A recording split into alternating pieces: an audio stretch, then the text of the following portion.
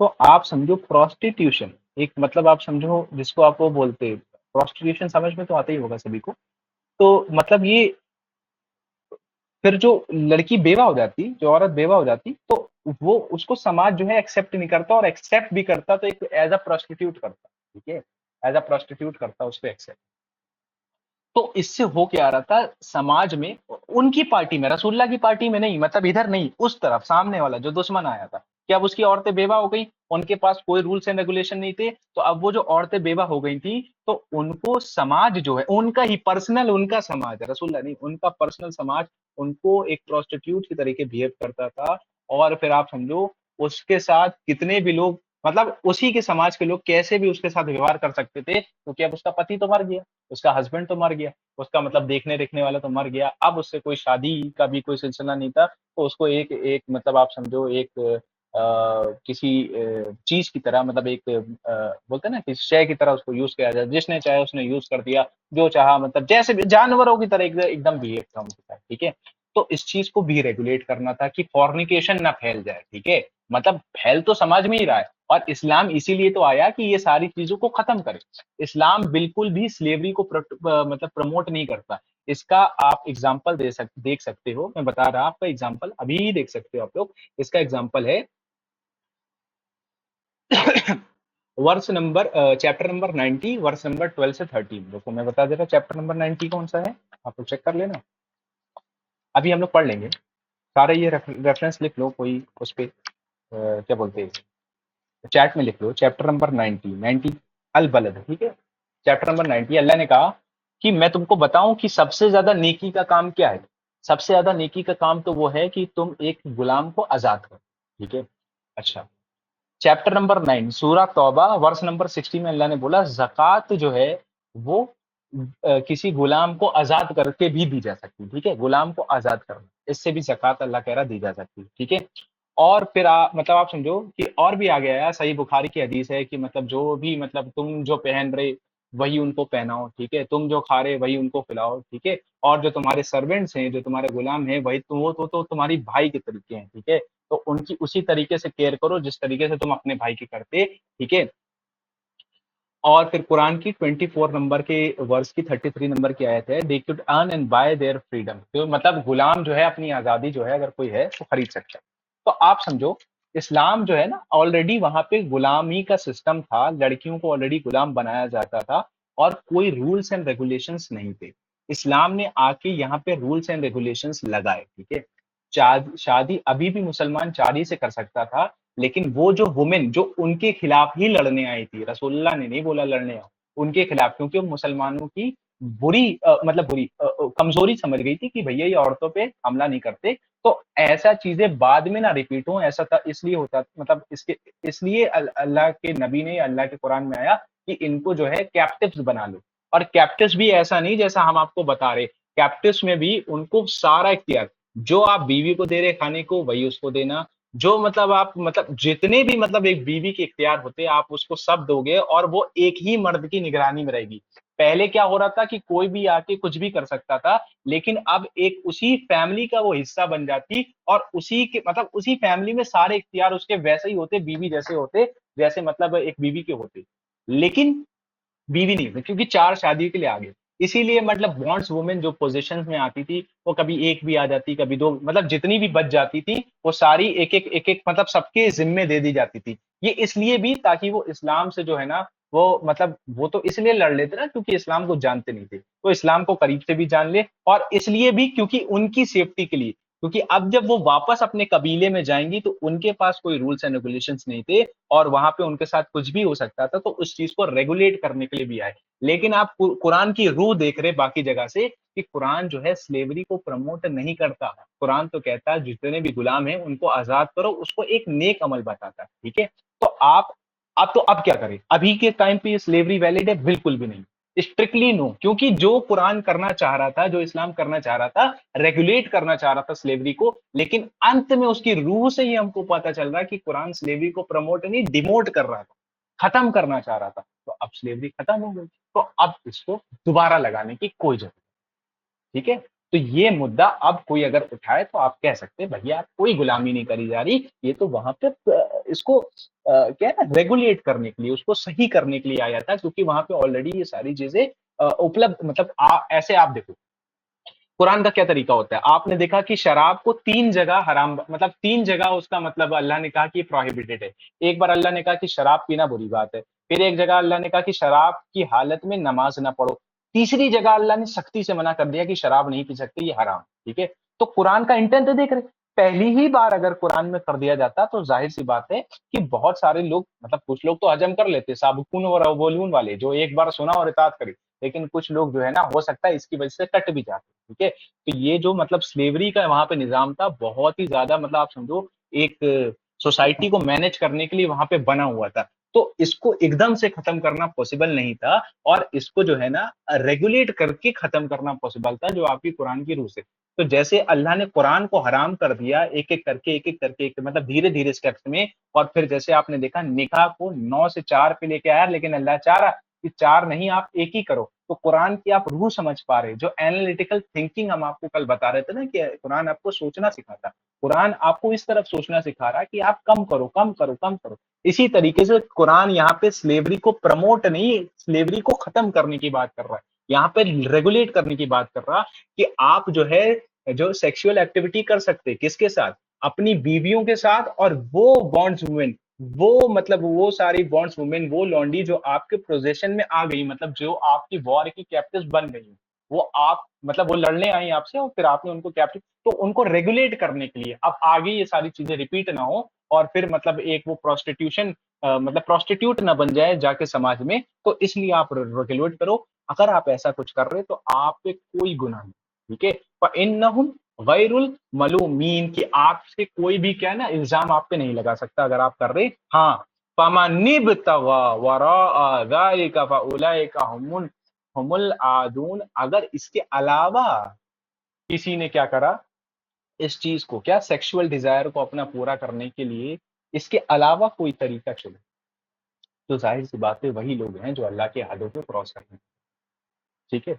तो आप लोगों को ये समझ में आया, मतलब मैं ये पूछना चाह रहा हूँ, आप लोगों को ये समझ में आया कि नहीं आया? नहीं आया तो हम आपको और भी 2-3 एग्जांपल्स हैं हमारे, लेकिन हमको लग रहा है कि आपको बात समझ में आ गई होगी, तो हम आगे बढ़े। ठीक है? और नहीं समझ में आई, कोई क्वेश्चन हो आपका, तो अभी आप यहीं पे पूछ सकते हैं। ठीक है? अगर किसी का भी इस मसले में कोई भी क्वेश्चन। जी यशक जी। जी भाई, ये लॉन्डी से निकाह करने का तक का जहाँ तक है कुरान में, तो बजफ्ते निकाह के साथ, ये आपको ही मालूम होगा लेकिन हम एक बार और कह दे रहे हैं कि निकाह करने के साथ उन लोग को बजफ्ते उन लोग का महर भी दिया जाता था। हाँ जी, हाँ जी। उन लोग को महर भी दिया जाता था, तो इसलिए वो हक था। लॉन्डी तो थी मगर वो निकाह होकर के महर के साथ उन लोग के साथ में रहती थी, लेकिन आप सल्लल्लाहु अलैहि वसल्लम धीरे धीरे इस रिवाज को खत्म किए। और जहाँ तक निकाह का सवाल है, तो खदीजा रजी अल्लाह अन्हा की जिंदगी में आप सल्लल्लाहु अलैहि वसल्लम ने कोई भी निकाह दूसरा निकाह नहीं किया। ये सबसे बड़ा पॉइंट है। उसके बाद जितनी भी निकाह अल्लाह आप सल्लल्लाहु अलैहि वसल्लम किए, सब वही के जरिया और अल्लाह ताला के हुक्म के जरिए ही किए। और उनकी हर बीवी में हर खासियत था, जो हम लोग उन लोग के बारे में अगर पढ़ेंगे, हुजूर के अजवाजा मोहतरात के लाइफ स्टोरी जो पढ़ते हैं, तो उसमें हम लोग को बढ़िया से ये बात समझ में आ जाती है। तो लौंडी में से ये नहीं कि बस उसको कब्जा करके लाया और उसके साथ में अपना जो भी है उसके साथ में रहा, लेकिन ये चीज कुरान इस चीज से साबित हो गया कि उन लोग को लाता बजफ्ते निकाह करके उन लोग को मेहर के साथ उन लोग को अदा किया जाता, और जैसे बीवी को रखा जाता था वैसे उन लोग को भी रखता था। लेकिन ये रिवाज भी धीरे धीरे खत्म हो गया। ये हुजूर सल्लल्लाहु अलैहि वसल्लम, और हम पढ़े एक जगह कि हुजूर सल्लल्लाहु अलैहि वसल्लम ने धीरे धीरे इस रिवाज को खत्म कर दिया। ये लॉन्डी वाला सिस्टम खत्म हो गया। हाँ जी, वही तुम बता रहे, कुरान जो है स्लेवरी को मेन कहने प्रमोट। का मतलब भाई था कि मेहर के साथ उन लोग को रखा जाता था, जो एक उसकी जो बीवी होती थी, जैसे उसके साथ में मेहर अदा किया जाता था, वैसे लॉन्डी का भी मेहर अदा किया जाता था। हाँ जी, वही हम बता रहे हैं कि मतलब ऐसा नहीं कि आपको जिल्लत के तरीके रखा जा रहा है और जानवर के तरीके, जबकि उनके समाज में उनको जानवर की ही तरीके रखा जाता था। इस्लाम से पहले आप वुमेन की हिस्ट्री पढ़ो। अच्छा, हमने तो आपको बताई थी जब हम वहाँ पे पढ़े थे कि लड़की को अल्लाह ने बताया, कुरान में बताया, जब किसी के घर में लड़की पैदा होती थी, तो उसके चेहरे पे एक अजीब से मतलब उसका गुस्सा आता था कि क्या करूं इसको, मतलब कहाँ ले जाके फेंक दूं, कहाँ जिंदा गाड़ दूं। ये चीजें कुरान में लिखी है। तो लड़की को एक बहुत ही बुरी चीज समझा जाता था। इस्लाम में आके लड़की को मतलब आप समझो इस्लाम का ताज बना दिया। ठीक है? कि हर चीज मतलब आप समझो कि वुमेन को राइट्स दे और सारी चीजें, मतलब ये तो हम आपको ऑलरेडी समझा चुके हैं, इस चीजों को अब हम क्या ही रिपीट करें। बट आप देख रहे कि इस्लाम का रूह क्या है, इंटेंट क्या है। इस्लाम का इंटेंट है इसको स्लेवरी को खत्म करना, ना कि प्रमोट करना। ठीक है, तो ये हम आपको समझाना चाह रहे थे, और यही चीज हमको पहली बार में समझ नहीं आई थी जब हम पहले पढ़ते थे। ठीक है, कि हमको ये समझ में आया था कि हमको भी यही समझ में आया था कि इस्लाम क्या है, स्लेव बना। ठीक है, और मतलब जो हम सुनते रहते सेक्स स्लेव बना रहा, सेक्स स्लेव, ऐसा कुछ नहीं है। ठीक है, वहां पे जब हमने हिस्ट्री को पढ़ा और समझा, हमको पता चला वहां पे ऑलरेडी चीजें प्रिवेल कर रही थी। इस्लाम ने आके मुर्दार जानवर वुमेन के लिए था। हाँ, मतलब हम बताते जो बदतरीन चीज आप सोच सकते हो, बदतरीन से बदतरीन, वो मतलब था लड़कियों के लिए। ठीक है, इस्लाम ने उस चीज को आके खत्म किया। ठीक है, आइए आगे बढ़ते हैं। والذين هم لأماناتهم وعهدهم راعون।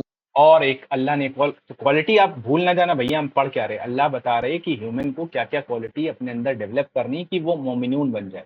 तो ये बताइए, अल्लाह ने चार चार क्वालिटीज हमने पढ़ी अभी तक की, 4 या 5, ये 5वीं क्वालिटी है। अल्लाह कह रहा वल्लजीना हुम बिअमानतिहिम व आदिहिम दाऊन, और वो जो बिलीवर्स हैं और those who true to their trust and convenience, अपने वादे को पूरा करते हैं, अगर उनके पास कोई अमानत है तो उसमें खयानत नहीं करते। किसी ने उनको कुछ दिया, मतलब अपनी बात के पक्के होते हैं, ऐसा नहीं कुछ भी बोल दिया कुछ भी नहीं, कि अपनी बात के पक्के होते हैं, अमानत में खयानत करने वाले नहीं होते हैं। किसी ने उनको कोई चीज दी तो उस चीज की पूरी तरीके से हिफाजत करते हैं। ठीक है, तो ये क्वालिटी है मुसलमान की। अब जैसे अमानत में खयानत केवल कोई चीज में नहीं होती, एक बात में भी होती। ठीक है, कि किसी ने आपको कोई बात बताई और आप उसको इस तरीके से इंटरप्रेट कर दिया या इस तरीके से बता दिया कि उस बात का मतलब चेंज हो गया, तो ये तो असल में मोमिन बंदा नहीं है, ये तो मुनाफिक हो गया, ये तो काफिर बंदा हो गया। तो आप समझो कि जब दुनिया की तौर तरीके में अल्लाह कह रहा है कि अमानत में खयानत ना करो, मतलब ये अमानत का मतलब बात भी हो सकती। तो आप समझो आज तो कुरान में खयानत करी जा रही है, अल्लाह की आयतों को अपने फायदे के लिए इस्तेमाल करके लोगों को बताया जा रहा। तो ये क्या इस कैटेगरी में आ पा रहा कोई, जिस कैटेगरी में अल्लाह बता रहा। ठीक है, कि अमानत में खयानत ना करो, इस कैटेगरी में तो आ नहीं पा रहा मुसलमान, या वो बंदे जो कि अमानत में खयानत कर रहे हैं। ठीक है, तो आप समझ पाए, अमानत अमानतदार लोग होते हैं। अल्लाह कह रहा है आपने वादीहिम, वादा मतलब उसको रखते हैं, राऊन उसको पूरा करते हैं, वादे को पूरा करते हैं, लिए अमानतीहिम जो भी उनके पास अमानत होती है, जो भी उनके पास चीज होती है उस चीज को समझ पा रहे हो आप। ठीक है, आइए आगे बढ़ते हैं। ठीक है, देख लेते हैं इसमें कुछ है। ठीक है, हाँ ये पढ़ लेते हैं। According to the traditional reported both by Bukhari and Muslim, he said four characters are such that if a person has all four, he is beyond the doubt about a hypocrite, and that who, चार character कौन से हैं, ऊपर आए होंगे।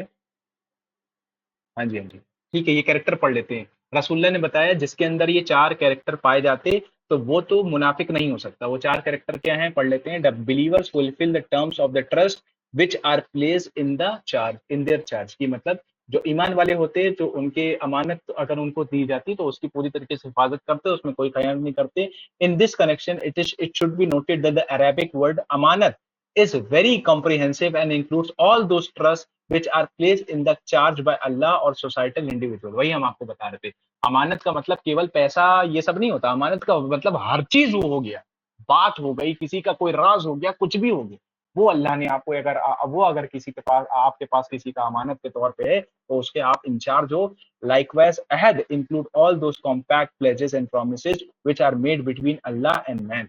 और अहद, ये जो यहाँ पे बात आई ना, व अहदिहिम, और अल्लाह से जो वादा किया है उसमें जो है ना खयानत नहीं करता। अल्लाह से हम बार बार आपको, मतलब आप समझो इतना बार हमने रिपीट किया होगा कि अल्लाह से क्या वादा किया। सूरह बकरा में बताया, सूरह इमरान में बताया, सूरह निसा में बताया, और हर सूरा में अल्लाह वो वादा बता रहा, अपना याद दिलाता है जो आपने अल्लाह और मतलब अल्लाह से जो वादा किया है, कि आप ये बात समझ के अपने अंदर उतारोगे, औरों को भी बताओगे, और दुनिया में इस चीज को इस्टेब्लिश करने के लिए जिद्दोजहद करो।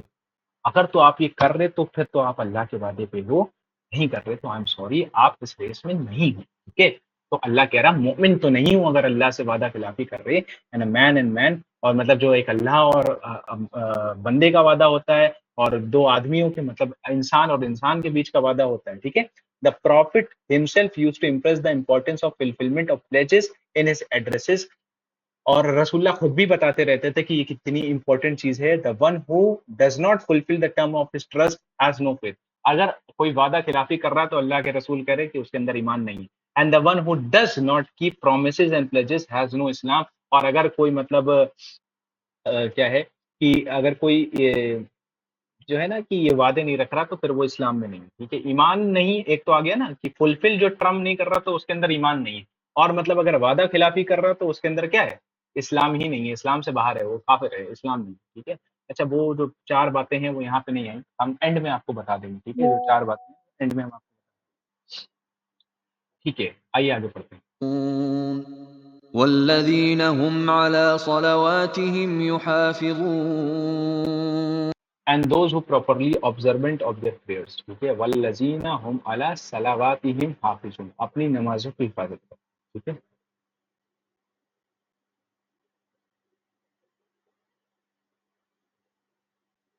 हाँ ठीक है, एक तो आया था ऊपर, जो आया था ना, एक आया था नमाज में खुशू इख्तियार करना, और फिर दूसरा यहाँ पे आ रहा कि अपनी नमाजों की हिफाजत करते हैं। मतलब हिफाजत करना कैसे, उसके जो जितने भी अरकान है कि बिना वजू के नहीं पढ़ते और सही टाइम पे पढ़ते हैं। ऐसा नहीं है कि कदा कर रहे हैं, ऐसा नहीं है कि नॉन इम्पोर्टेंट दे रहे हैं, तो इस तरीके से हिफाजत करते हैं। और पहले मतलब हिफाजत करते और फिर जब नमाज पढ़ते तो उसमें खुशू इख्तियार करते हैं। ठीक है, ये आ गया अगला कैरेक्टर, लास्ट कैरेक्टर आ रहा आपका 10वीं नंबर की आयत में। أولئك هم الوارثون उलाइका हुमुल वारिसून, यही लोग हैं जो अल्लाह के मतलब अवार्ड पर। इतने ही कैरेक्टर थे जो मतलब 10 9 वर्सेस में बताया गया। अल्लाह कह रहे यही लोग, जिसने ये कैरेक्टर पढ़ लिए, जिसने ये कैरेक्टर अपनी जिंदगी में उतार लिए, तो वही लोग हैं जिनको वारिसून, वही लोग जो हैं वारिस बनाए जाएंगे, अवार्ड किए जाएंगे। ठीक है, आइए आगे पढ़ते हैं, क्या किस चीज के वारिस बनेंगे वो। الذين يرثون الفردوس هم فيها خالدون अल्लाह कह रहा है उलाइका हुमुल वारिसून, वो बनाए जाएंगे वारिस, अल्लजीना यरिसून अल फिरदौसी, है ना, यरिसून अल फिरदौसी हुम फीहा खालिदून, पैराडाइज एज देयर ओन, मतलब जन्नतुल फिरदौस के वो लोग वारिस बनाए जाएंगे। They will be there forever, हुम फीहा खालिदून, वहां वो रहेंगे हमेशा और हमेशा। तो यार ये तो कोई मतलब, ये तो बहुत मतलब ये कोई क्या बोलते अ, कि मतलब थोड़े मोड़े कैरेक्टर्स हैं जो अल्लाह चाह रहा अपनी ज़िंदगी में उतारे। लेकिन ये जो है ना, उतारते-उतारते इंसान की जीवन बीत जाता है। ठीक है? अगर तो वो ईमान पे नहीं रहता, मतलब मुस्लिम तो है, लेकिन मतलब कह दे ज़बानी वाला मुस्लिम है, मुँह से बोल रही है, असल में असल में नहीं है।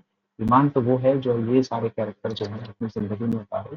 सबसे पहले अपनी इनर सेल्फ को पहचाने और उसके बाद वो सारे काम जो अल्लाह ने आपको बताए, ये अगर कोई जीवन में उतार ले तो आप बताओ उसको कोई मतलब क्या बोलते हैं कि क्या कामयाब नहीं होगा। मतलब आप देखो, इनर सेल्फ को पहचानना, वही हम बता रहे हैं आपको कि ऐसा नहीं है कि इस्लाम आपसे ये नहीं चाह रहा कि आप सन्यासी बने।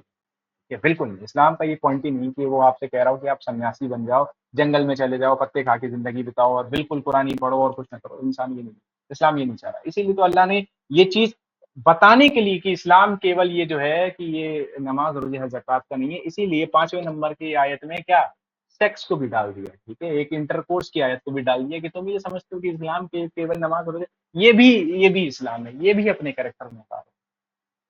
ठीक है, तो इस्लाम एक बड़ी पिक्चर को दिखाता है ना कि, और इसको आप समझो कि आप कैसे बताओगे घर पे, तो आप देखो ये सब घर पे बताने में लोग शर्माते हैं। अब बताओ अल्लाह की किताब में आ गया, अब क्या करोगे। तो अल्लाह नहीं चाह रहा कि ये सारी चीजें छुपे, नहीं चाह रहा कि आपके बच्चे को कहीं और से पता चले, क्योंकि पता तो उसको चल जाएगा। ठीक है, मतलब ये सारी चीजें उसको कहीं ना कहीं से पता चल जाएंगी। और जहां से अब अल्लाह ने अपनी किताब में इसको रख दिया, जब अल्लाह चाह रहा है इस एजुकेशन को, जब अल्लाह चाह रहा है कि बेटा है मतलब ये सारी चीजें इंपॉर्टेंट रहती, लेकिन ये मतलब इसका अल्लाह ने सही रास्ता भी बताया। ठीक है, तो जब अल्लाह चाह रहा है ये सारी चीजें, मतलब वो सोसाइटी में एक ऐसी कल्चर को चाह रहा जिसमें मतलब अल्लाह क्या चाह रहा है, सोसाइटी में एक ऐसे कल्चर को चाह रहा जिसमें जो है ना कोई भी जुल्म ना हो, कोई भी मतलब शैतानी काम ना हो, जो मतलब आप देख रहे हैं। ठीक है, इसीलिए इसीलिए आप देखोगे कि कुरान या इस्लाम से सारे ही लोग घबराते। क्यों घबराते? अगर इस्लाम का निजाम आया या अगर कुरान का निजाम आया, तो आप देखोगे जो सबसे बड़ी बड़ी इंडस्ट्रीज हैं सब बंद हैं। क्या कौन सी? एक तो हो गई बड़ी से बड़ी शराब की इंडस्ट्री, लाखों अरबों डॉलर का उसका टर्न ओवर है साल का, वो बंद है। पोर्नोग्राफी इंडस्ट्री है ना, जो मतलब अडल्ट फिल्म वाली इंडस्ट्री है, उस पे ताला लगेगा। ट्रिलियंस इन डॉलर्स की इंडस्ट्री, उस पे ताला लग जाएगा। फिल्म इंडस्ट्री, उस पे ताला लग जाएगा। मतलब आप समझ रहे हैं ना, जितने भी करप्शन वाले काम है जो सोसाइटी में एक बिगाड़ पैदा कर सकते हैं, तो वो इस्लाम जैसे ही इस्लाम आएगा वो बंद करा देगा। इसी सोच के खिलाफ हैं सब, इसीलिए इस्लाम के सारे लोग दुश्मन हैं, क्योंकि उन सब की दुकानें बंद हो जाएंगी अगर इस्लाम खोल खोल के बता देता कि, ताकि आपके अंदर कोई भी शक न रह जाए, आप गलत दीन ना समझो कि आपको ये लगे कि यार ये तो बुरी बात है, इसको घर पे नहीं कर सकते। बिल्कुल कर सकते, जब अल्लाह अपनी किताब में कह सकता तो फिर आप किसी के भी सामने ये बात कह सकते। ठीक है, तो ये एजुकेशन अल्लाह चाह रहा, आप चाहो आप समझो, ठीक है। और वो इस तरीके से आपको सोचना सिखा रहा है कि भाई तो आप समझ पाए, इस्लाम केवल ये सारी चीज का नाम नहीं है। इस्लाम तो है कि आप अपने इनर सेल्फ में एक्सेल करो, जो भी आप काम कर रहे हो उसमें एक्सेल करो, उसमें अच्छा करो। जैसे हम आपको बार बार एग्जाम्पल बताते कि अब हम क्या कर सकते हैं, हम ये कर सकते हैं, जैसे हम इंजीनियरिंग कर रहे हैं तो हम अपनी इंजीनियरिंग में एक्सेल करें, वो सारी चीजें मतलब जो भी पढ़ रहे हो उसको बेहतरीन तरीके से करें। आप जो काम कर रहे हो उसको बेहतरीन तरीके से करो, अपने इनर सेल्फ को अच्छे से पहचानो, उस काम में एक्सेल करो, बेहतरीन चीजें करो। ठीक है, यही असल में इस्लाम है, जो आप काम कर रहे हो उस चीज में एक्सेल करो और उसको फिर यूज करो अल्लाह के दीन में। ये है इस्लाम। ठीक है, नमाज रोजा हज जक़ात पार्ट है इस्लाम का, इस्लाम पूरा नहीं, ये पार्ट है, बड़ी पिक्चर तो कुछ और है। ठीक है, आइए आगे पढ़ते हैं, बस खत्म होने वाला है। ठीक ولقد خلقنا الإنسان من سلالة من طين and indeed we created human kind from exactly, यकीनन हमने इंसान को बनाया सुलातिन खनखनाती हुई मिट्टी से, एक्सट्रैक्ट ऑफ अ क्ले। तो ये हम आपको ऑलरेडी समझा चुके हैं, किसी और को मतलब अगर ये समझना, देखो अब हम ये इसको समझाने लगे तो बहुत टाइम हो जाएगा, हम ऑलरेडी समझा चुके हैं। अगर किसी को समझना है तो आप हमको एंड में बता दीजिए। ठीक है, कि अल्लाह ने बनाया आपको खनखना, एक्सट्रैक्ट ऑफ द क्ले, मतलब जो क्ले से, जो मट्टी से वो सारे जो कॉन्स्टिट्यूएंट निकलते, उससे अल्लाह ने आपको बनाया। ثم جعلناه نطفة في قرار مكين अब देखो, ثم خلقنا النطفة علقة فخلقنا العلقة مضغة فخلقنا المضغة عظاما فكسونا العظام لحما ثم أنشأناه خلقا آخر فتبارك الله أحسن الخالقين. देखो भाई, ये ऑलरेडी हम लोग वर्ष समझ चुके हैं सूरह हज में, फिर से ये वर्ष रिपीट हो रहा है, उसी जगह पे रिपीट हो रहा है जहाँ पे सूरह हज में हम लोग ने पढ़ा था। अल्लाह ने कहा कि हमने बनाया इंसान को खनखनाती हुई मिट्टी से, एक्सट्रैक्ट ऑफ द क्ले, उससे बनाया अपनी एसेंस ऑफ द क्ले। ठीक है, जो चीजें आपको क्ले में मिलती, मट्टी में मिलती, वही आपको इंसान के अंदर मिलेंगी, जैसे कैल्शियम, पोटेशियम, मैग्नीशियम, ये सारी चीजें हम आपको बता चुके हैं।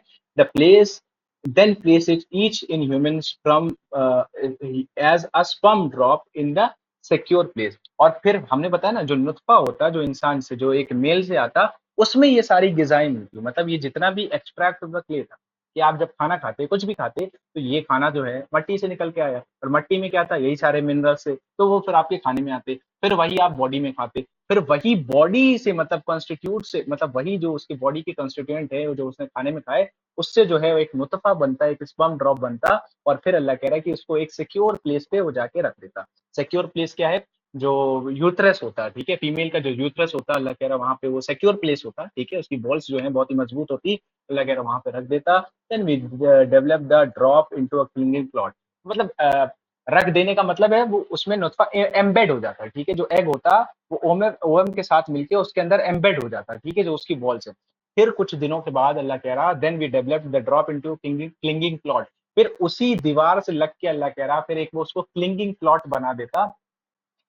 खून का लोथड़ा जिसको बोलते हैं, ये खून का लोथड़ा गलत ट्रांसलेशन होता है। क्लिंगिंग प्लॉट मतलब एक ऐसी चीज जो कि सक कर रही हो, कि मतलब कुछ ले रही हो। ठीक है, जैसे लीच होता है, लीच जैसे खून चूसता है ना, इसी तरीके से वो एक ऐसा चीज बन जाता है जो कि कुछ सक कर रहा हो उस मतलब वॉल से, ठीक है, लग के। Then develop the clot into a lump of flesh, और फिर अल्लाह कह रहा उस क्लॉट को, मतलब वो जो एक खून जैसी चीज थी, लंप जो था, लीच जो था, उसको वो बदल देता है खून एक लंप ऑफ फ्लेश में। ठीक है, इसके लिए जो वर्ड यूज हुआ है वो हुआ है मुदगा। मुदगा बोलते हैं, जैसे हमने आपको बताया था कि जैसे कोई गोश्त का टुकड़ा लो, उसको चबाओ, ठीक है, चबाओ थोड़ी देर और फिर वो निकाल लो, तो जो मतलब निकल के आएगा ना, जो दांतों के निशान जैसे बने रहेंगे, वही असल में बन जाता है, ठीक है। इसका मतलब होता है मुद्गा।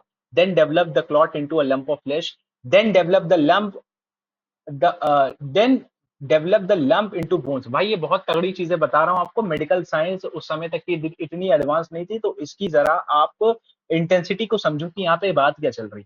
अल्लाह कह रहा पहले उसने इंसान के स्पर्म को बनाया और उसमें वो सारी गिजाएं डाली जो कि मिट्टी में पाई जाती, फिर उसको वहां पे रखा एक वेल प्रोटेक्टेड जगह पे जो कि यूट्रस है, फिर अल्लाह ने कहा उसके अंदर उसको एम्बेड कर दिया, ठीक है। ये पूरा एम्ब्रियोलॉजी का या पूरा ह्यूमन डेवलपमेंट का आपको प्रोसेस बताया जा रहा है। फिर अल्लाह कह रहा कि उसको वहां एम्बेड कर दिया, फिर वहां से वो एक क्लिंगिंग क्लॉट बना, फिर वो क्लिंगिंग क्लॉट जो है लंप ऑफ फ्लेश बना, और फिर उस लंप ऑफ फ्लेश में कार्ट्रेज, मतलब उसी में जो कार्ट्रेज होता है सॉफ्ट बोन, जैसे आपकी कान की जो हड्डी होती है ना, कान की, ये जो कान जब आप छूते तो ये सख्त भी रहता है और नरम भी रहता है, इसको बोलते कार्ट्रेज बोलते हैं। या नाक की जब टिप को आप छूते ना, नाक की जो आपकी टिप है, तो ये भी जो है एक सख्त, ना ज्यादा सख्त है ना ज्यादा नरम है, ठीक है, इसको कार्ट्रेज बोला जाता है। तो जब है आपकी बोन्स, मतलब उसी उसी के अंदर फिर जो है ना कार्ट्रेज बनता, ठीक है, वही आपकी नरम बोन बनती। Then clothe the bones with flesh, और फिर उसके ऊपर गोश्त चढ़ता, ठीक है, फिर उसके ऊपर सारे मस्कुलर सेल चढ़ते। आप बताओ अल्लाह के अलावा कोई है 1400 साल पहले जो इतना डिटेल में बता सकता हो एक ह्यूमन साइकोलॉजी, मतलब ह्यूमन डेवलपमेंट के प्रोसेस को, कि पहले ये हो रहा।